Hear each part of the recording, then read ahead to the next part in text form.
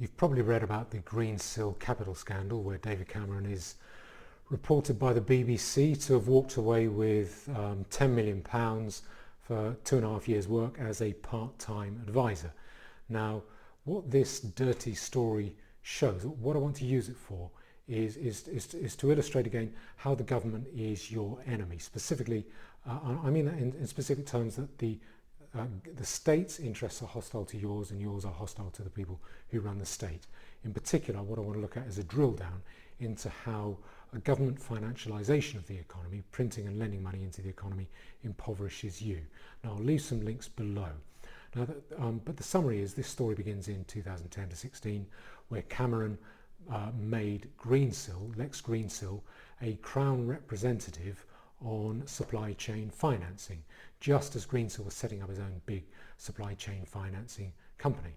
And according to the Cabinet Office, Greensill was given extraordinarily privileged access, which enabled him to leverage his position with private companies, potential clients, and quotes, to promote a product which did not, in fact, provide material benefits to government, although it could have been of benefit to his incipient business. Now, I want to show you a picture of Lex Greensill. There you are. Butter wouldn't melt. Look at those wide eyes and that nice smile. Here's an even better one. That's him talking to the Treasury Select Committee. I think even I would buy a second-hand car from him. Supply chain financing is, it bills itself as being paying for invoices up front. You're a business, you've issued an invoice, you've got to wait 3 to 6 months to get paid.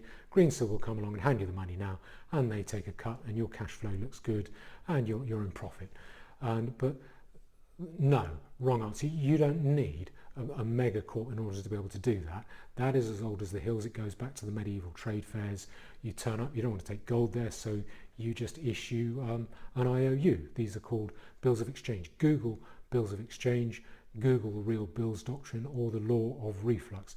What you need a mega court like Greensill for is the speculative, I would say the corrupt bit on top, where you are financialising transactions that haven't taken place yet, where no work's been done, no invoice has been issued.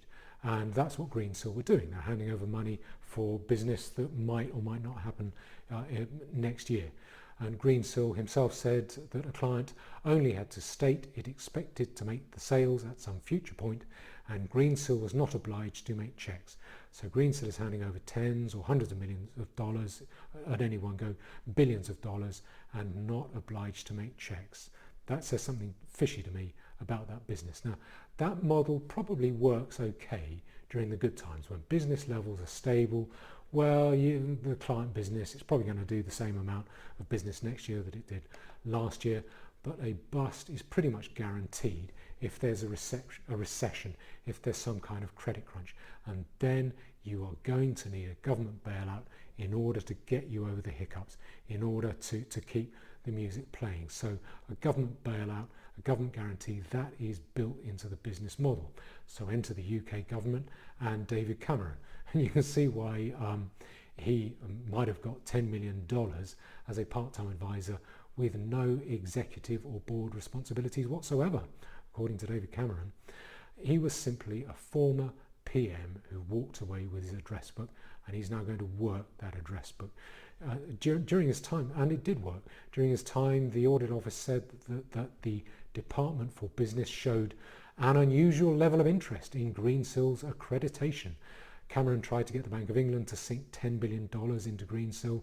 And when that failed, he tried to get Greensill in on the coronavirus bailout thing, where Greensill are able to give guaranteed government loans to various businesses. He sent 62 messages to ministers and civil servants. He was accused of stalking ministers. Now, this mattered because Greensill had a very dangerous business model. It was heavily dependent on one company that was not really, that was in turn dependent upon Greensill. It wasn't profitable in its own right, and that was GFG Alliance. That's Sanjeev Gupta's international metal producing business.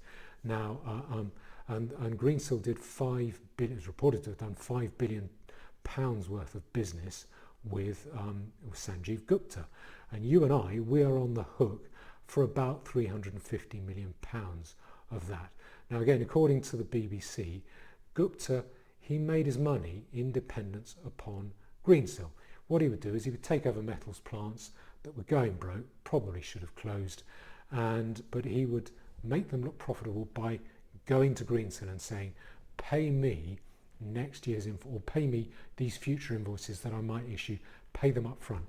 And then Gupta's able to say, I'm in a good cash flow situation here. We are profitable again. I have money to spend. The share price would go up. He could pay himself a nice big fat salary, and he looked good. He looked successful. But that was independence on getting that money early, up front, out of Greensill. And this was summed up by a French union leader, Monsieur Jouin, at an aluminium plant. Mr. Gupta presented himself to us as a saviour with hopeful words and many promises. In the end, he turned out to be an empty shell.